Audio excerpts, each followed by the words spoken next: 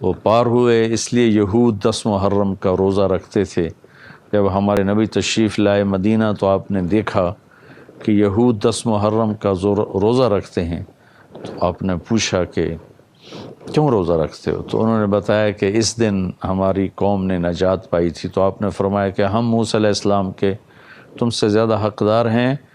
پھر آپ نے کہا خالف الیہود، تم یہود کے خلاف کرو، وہ 1 رکھتے ہیں تم 2 رکھو، 9-10 کر لو، 10-11 کر لو۔ اور ساتھ فضیلت سنائی کہ عاشورہ کا روزہ پچھلے سال کے سارے گناہوں کو معاف کرنے کا ذریعہ ہے، اللہ تعالیٰ پچھلے سارے گناہ معاف فرما دیتے ہیں۔ 10 محرم کو یونس علیہ السلام مچھلی کے پیٹ سے باہر نکلے، اور پھر سب سے عظیم جو واقعہ ہوا جس نے انسانی تاریخ میرے پاس الفاظ نہیں کہ میں اس کو کیسے بیان کروں، بہرحال میرے احساسات اور جذبات کو الفاظ تعبیر دینے سے عاجز ہیں، معافی مانگ رہے ہیں۔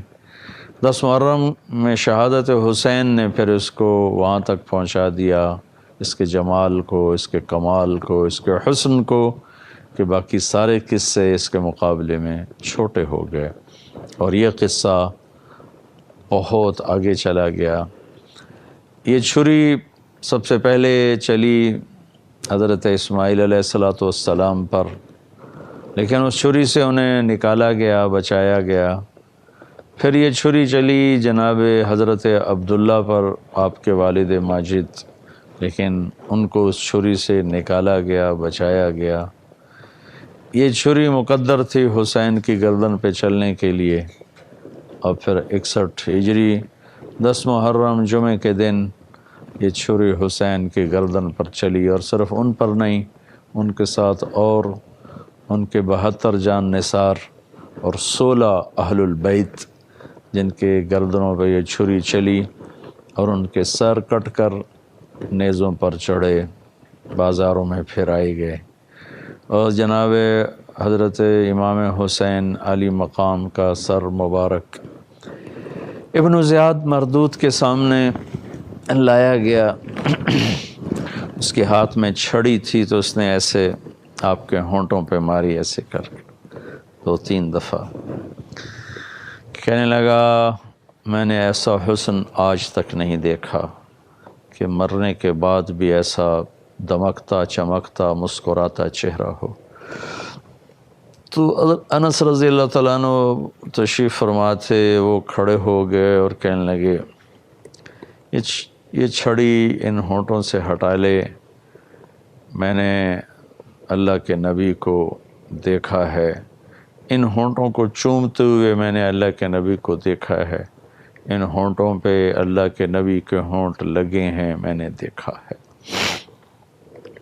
ہاں، یہ اس واقعہ نے اس دن کو بہت بلند کر دیا، بہت اونچا کر دیا، اور آگے بھی ایک بہت بڑا دن آنے والا ہے، الحاقۃ ما الحاقۃ وما ادراک ما الحاقۃ، اور القارعۃ ما القارعۃ وما ادراک ما القارعۃ، اور هل اتاک حدیث الغاشیہ، وفإذا جاءت الطامة الكبرى، وفإذا جاءت الصاخة، وفإذا نفخ في الصور نفخة واحدة، وحملت الأرض والجبال فدكتا دكة واحدة، فيومئذ وقعت الواقعة، وانشقت السماء فهي يومئذ واهية۔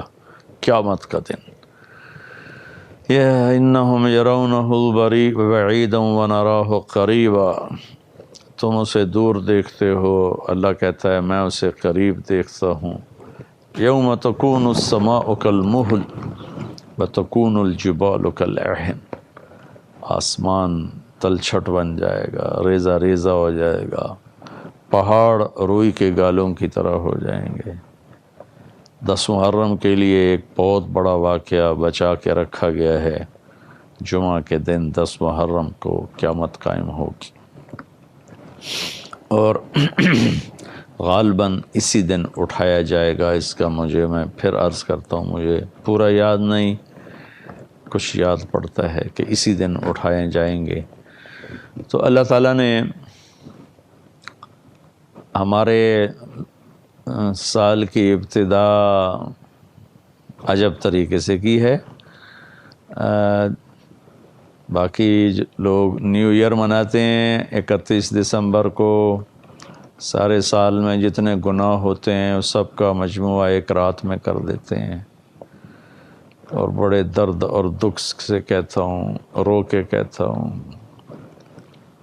کہ امت محمد بھی ایسے ہی سال مناتی ہے جیسے غیر مناتے ہیں، جیسے اوپر کوئی دیکھنے والا نہیں ہے۔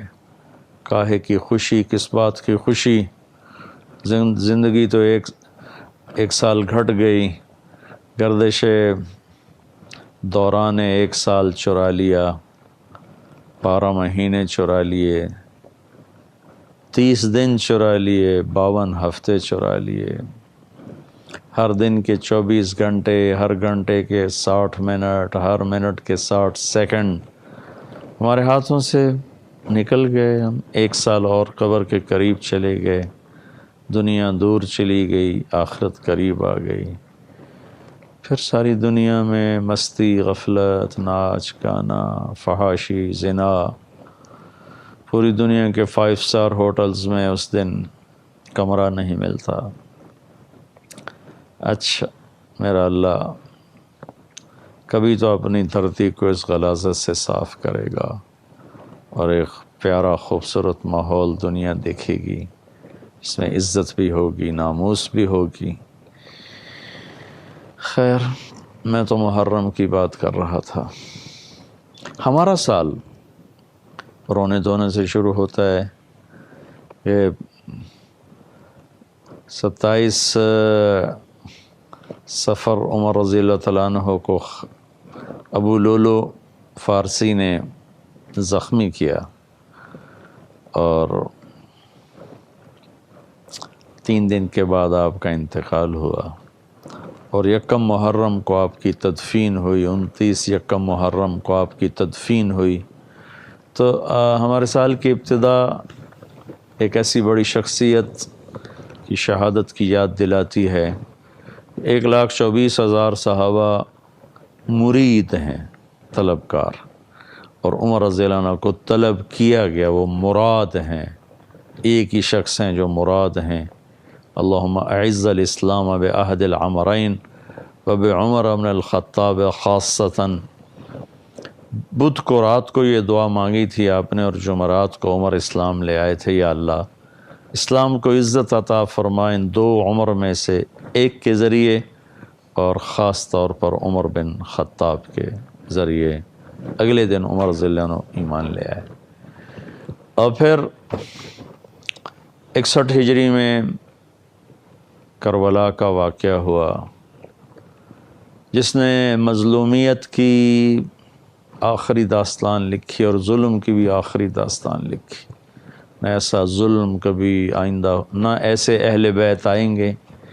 ظلم تو ہر دور میں رہا، مقدار کے اعتبار سے اس سے بڑے بڑے ظلم ہوئے۔ چنگیز خان نے 40 بڑے بڑے شہر صفحہ ہستی سے مٹا دیے، کروڑوں انسانوں کو کھوپڑیاں اڑا کے مینار بنا دیے۔ لیکن کیفیت، کوالٹی کے اعتبار سے، کیفیت کے اعتبار سے نواسہ رسول تو پھر کوئی نہیں تھا نہ کہیں، اور نواسہ رسول کی اولاد اور نواسہ رسول کے بھائی اور بیٹے اور بھتیجے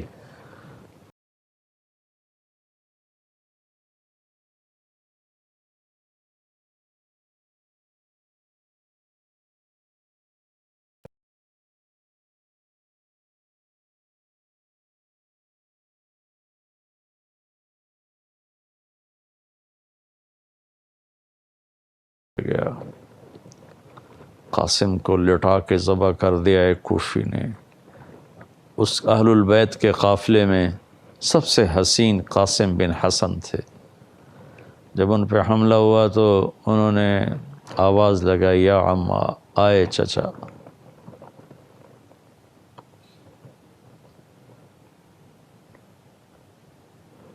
حسین رضی اللہ تعالیٰ عنہ خود زخموں سے چور تھے، زخمی شیر کی طرح جھپٹے،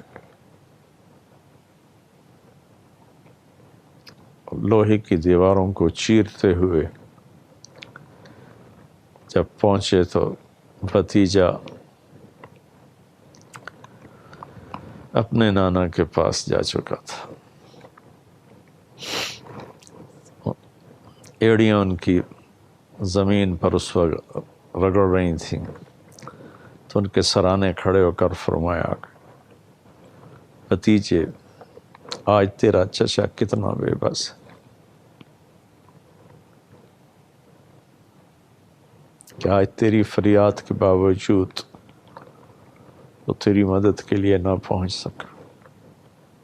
اور آپ نے ان کو اٹھایا اور سینے سے چمٹا لیا اور دونوں بازو میں ایسے بھینچ لیا اور ان کی لاش کو لے گئے پیچھے جہاں اہل البیت کی لاشیں پڑی تھیں، ان کے ساتھ ان کو بھی لٹا دیا۔ تو ایسے شہزادے کہاں سے آئیں گے؟ ظلم تو بعد میں بھی بڑے ہوئے، ہر دور میں فرعون بھی آتے رہے، ظالم بھی آتے رہے۔